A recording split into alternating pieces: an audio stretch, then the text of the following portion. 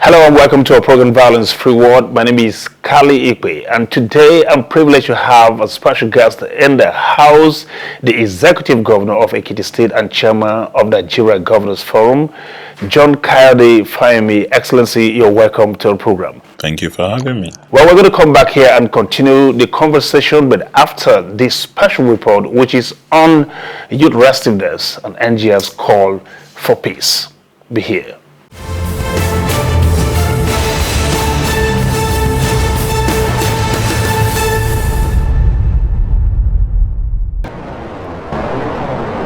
The year 2020 could pass as one of the most dramatic in human history, particularly for the deluge of high-octave events that characterized it.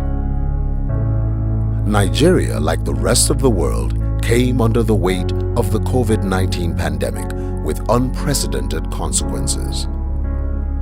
Interestingly, just as major traces of COVID-19 were fading, the END SARS Protest sparked up with a violent coloration, leaving in its wake looting, death, loss of business hours, and wanton destruction of properties, both public and private. Subject, risk us! Carry what you think, carry brother! What END SARS movement looked one state wiping another to another state. So it was really an opportunity for people to come out and voice their complaints. For example, in Niger, the END SARS was not against SARS as a police unit, but it gave them the opportunity to come out and complain about bad roads, about power failures, and what have you. It is perhaps much more interesting to note that a threat to embark on a national industrial action by the organized labor in Nigeria, anchored on a hike in electricity tariffs and pump price of petroleum products, remained unresolved.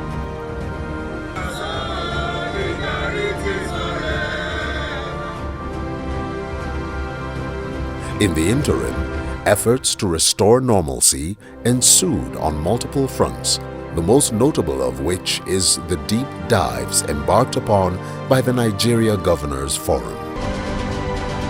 Some of the events at least succeeded in bringing to the fore the disconnect between the nation's leadership and youth across the country.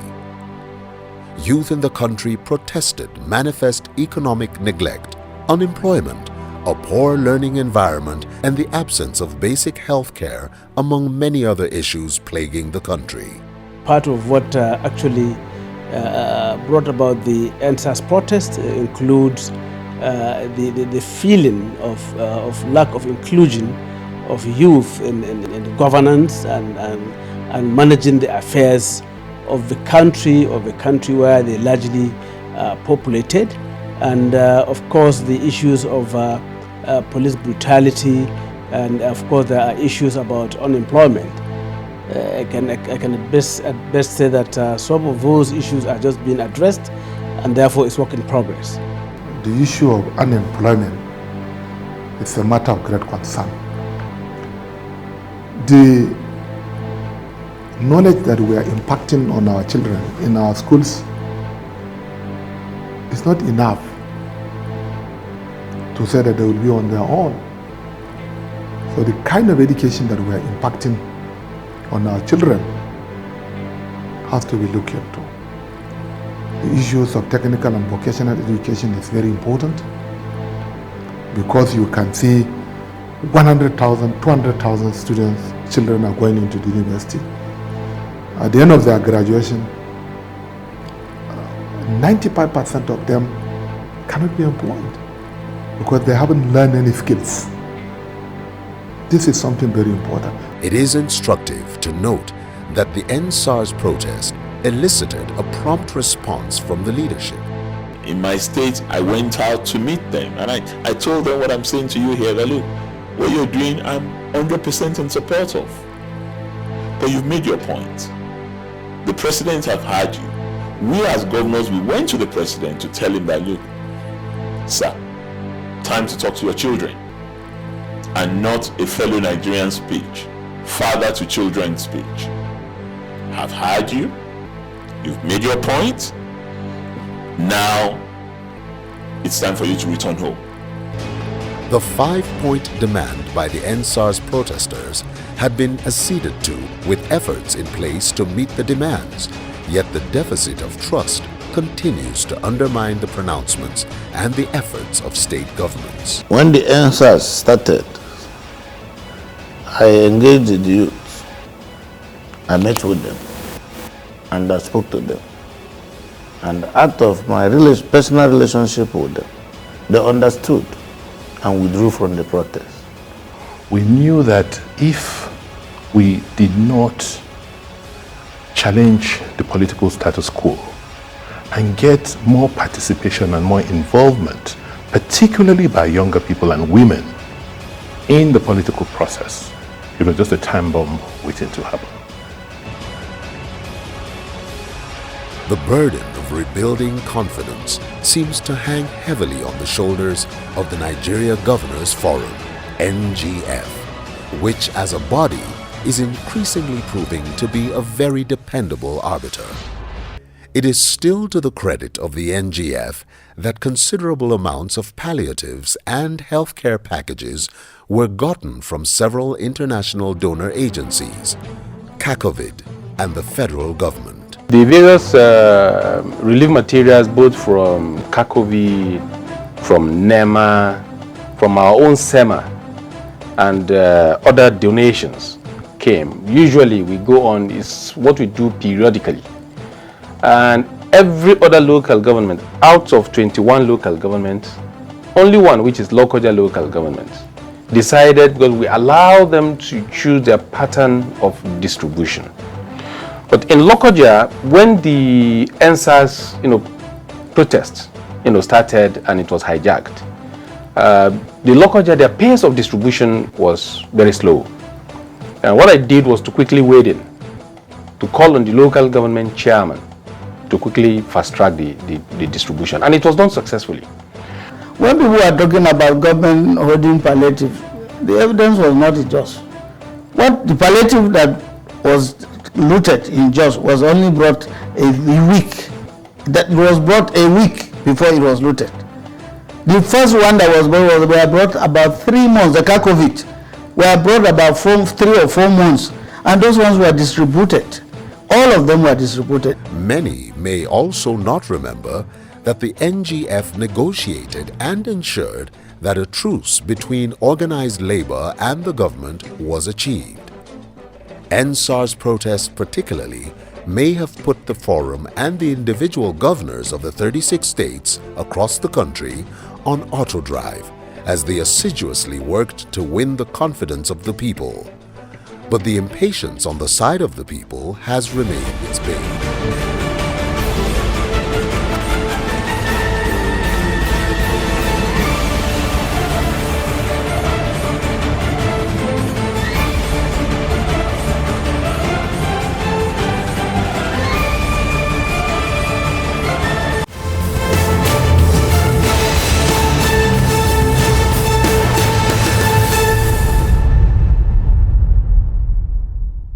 Welcome back. Okay, now with regards to the END SARS, even though a 5-point demand was put forward to which the government say we acceded to, it is obvious now that the issues are actually legion, bordering on poverty, injustice, and all sorts. Now, by what happened, do you feel that it implies a vote of no confidence on the present leadership? I don't think so. It's in the nature of younger people to agitate. I spent a great deal of my young life, even though some might still consider me a young person now, but my younger life, I spent a great deal of my younger life at the barricades protesting against bad governance, what I perceived as bad governance, protesting against military dictatorship, protesting in support of a democratic orientation for our country. And I was labeled a persona non grata in that regard. I was in exile as a result of that. So I would not see anything that young people are doing as necessarily a personal indictment of the leadership. They were very specific, in my view, about what they wanted to change. Police brutality. So they wanted a particular wing of the police force to be disbanded. The president acceded to that. The Inspector General of Police implemented that. They wanted better welfare for police personnel, and I think that's commendable. Usually when young people agitate, it's for themselves, but this was a broader approach to agitation. So for me, those were specific, but lessons that I expected that our younger folk would have also drawn from this was that every agitation, every protest must have exit strategy. True. Once you don't have an exit strategy, you run the risk of losing the momentum in favor of what you are protesting against, and it being hijacked by those who may not necessarily share your well-intentioned agenda. And we also saw that in the END SARS movement. It's okay, it may be sexy to have a leaderless movement, but when it comes to brass tacks, somebody needs to speak for you in respect of those issues that are important to you vis-a-vis government. In my state, I went out to meet them, and I told them what I'm saying to you here, that look, what you're doing, I'm 100% in support of. But you've made your point. The president have heard you. We as governors, we went to the president to tell him that, look, sir, time to talk to your children, and not a fellow Nigerian speech, father to children speech. Have heard you. You've made your point. Now it's time for you to return home so that we can attend to those issues that you have raised.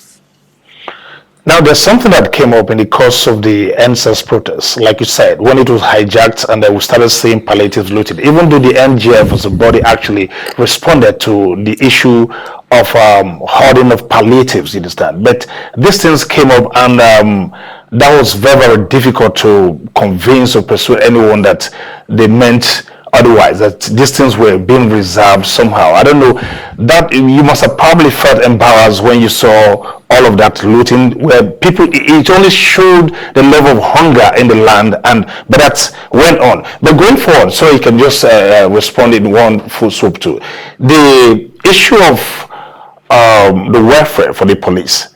Is it rocket science for this thing? Because that's seen as a catalyst for why they behave the way they behave, erratically rather. And this keeps happening up to this very moment, and we're not very certain if that can be attained. Please, would you want to comment? Two questions you've asked. One about welfare of the law enforcement agents, the second about palliatives. Yes. Let me answer the one on welfare first. No, it's not rocket science, and I don't think government has said anything about it being rocket science. But precisely because it's not rocket science, the explanation is simple. There is a huge deficit of trust between the governors, and I'm using governors grammatically as those in charge of governments, either at the federal or at the state levels, and the governed. That is why somebody would imagine that a governor will be interested in hoarding bags of Indomie that they don't even eat, that they have no interest in. Unfortunately, that was the impression that a larger majority of the population went away with. That's part of the evil of social media. States have distributed hundreds of thousands of palliatives to their citizens, particularly the most vulnerable segment of the population. long before CACOVID, and CACOVID is the coalition of corporate sector players that also decided to do this as their own corporate social responsibility, chaired by Alhaji Aliko Dangote, the governor of Central Bank, a lot of the big MDs of the multinationals in Nigeria.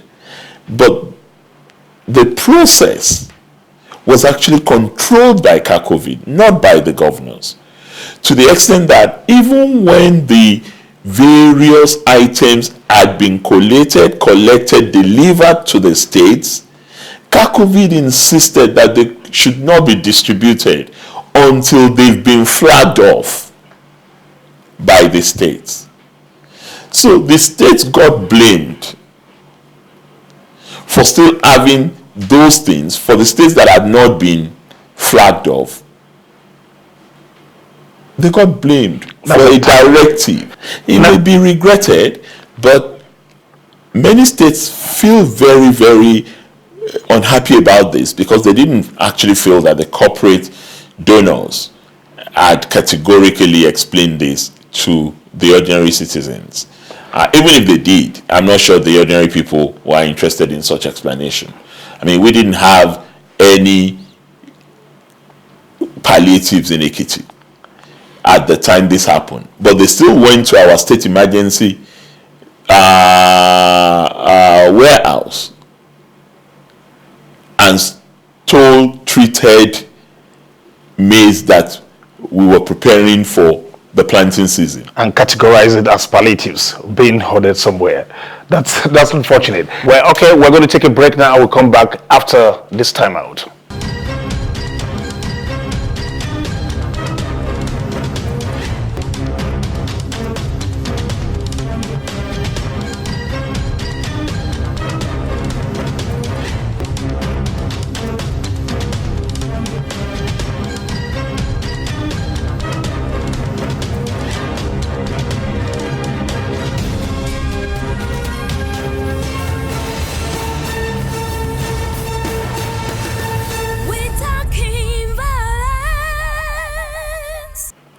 Welcome back.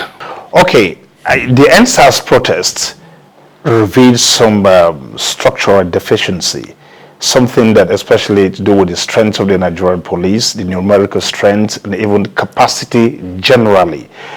Shouldn't we begin to see this as a wake-up call to now actualize this ever issue of state police now? Well, I don't know whether that's something that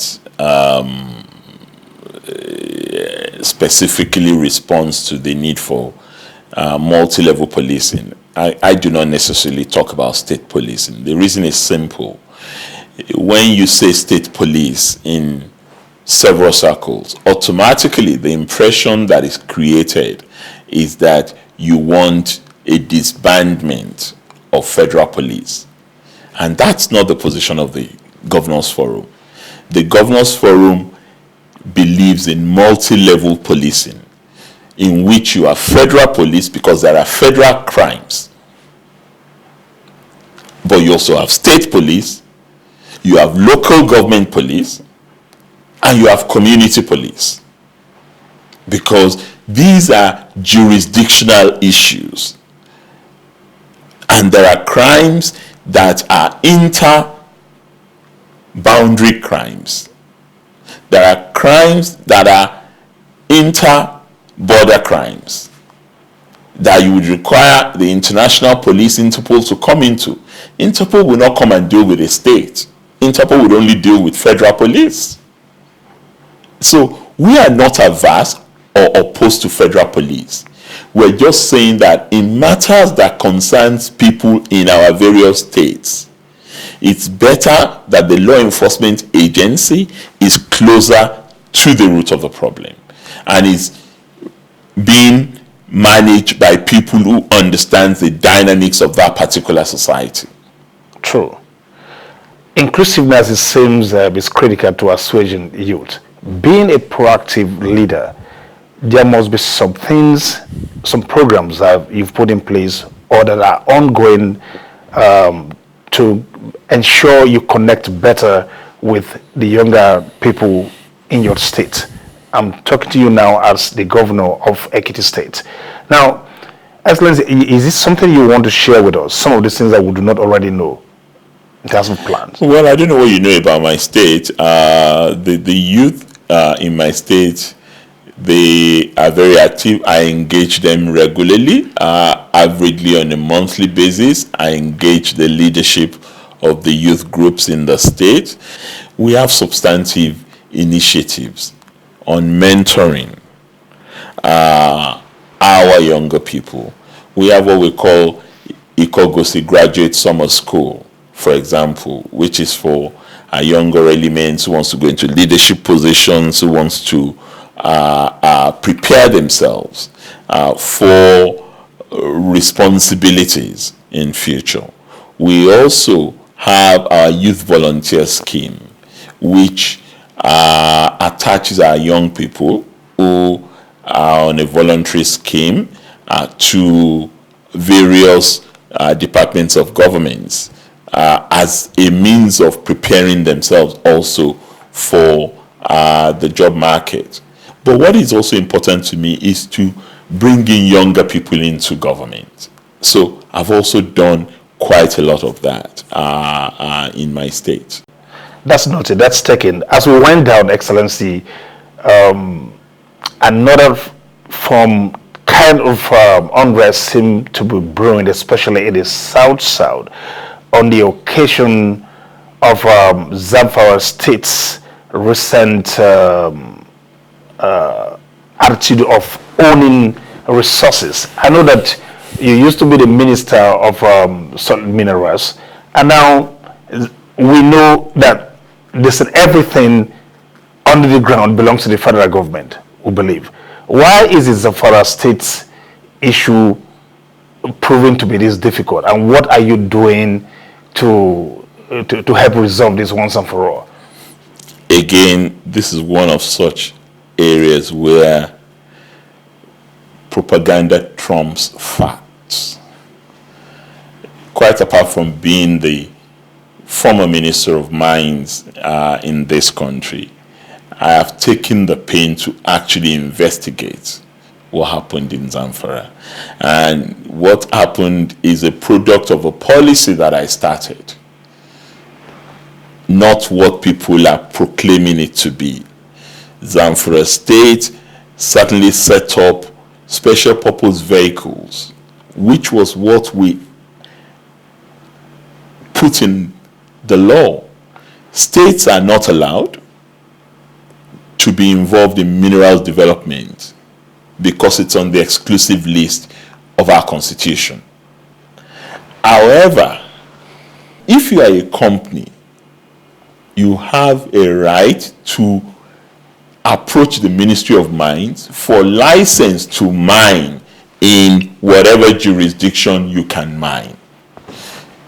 The same applies to those. There are companies that exist belonging to states in the South in partnership with private sector organizations. What simply happened in Zamfara was that they applied to the Ministry of Mines under what we started, which is what we call the Presidential Artisanal Gold Mining Initiative, PAGMI. I started that as Minister of Mines to assist artisans who are cheated out of their mined gold by middlemen, mostly Chinese, and paid peanuts. So we decided that we would approach the Central Bank of Nigeria to invest in gold reserve, give us a commitment that they will buy this gold if it is refined.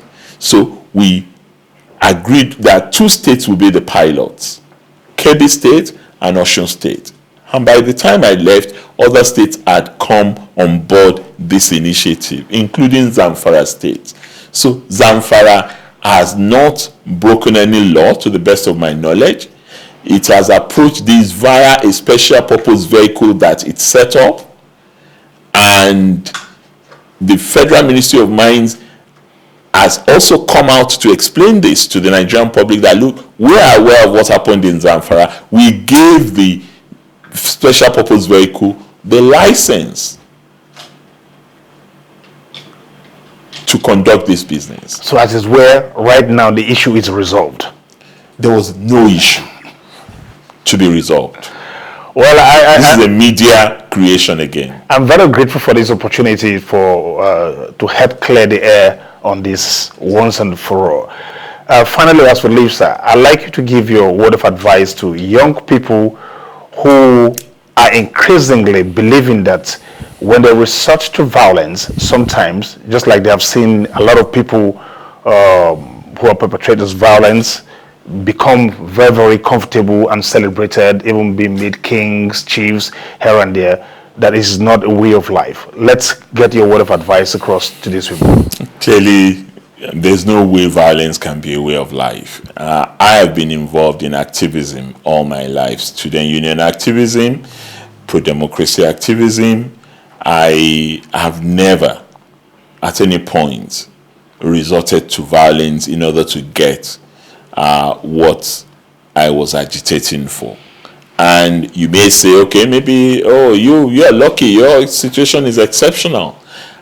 I don't think so.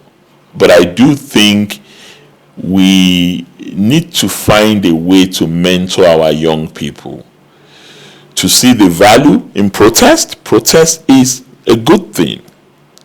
But to know that you have to stop agonizing. You have to organize in order to get the results that you want to get.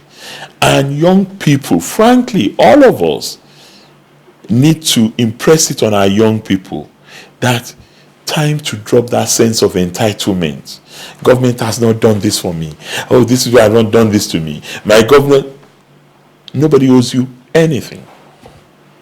You owe yourself the right to succeed, the determination to succeed, the capacity to make a difference. And God, being on your side, will make it happen. But you must put in your very best effort to make things happen.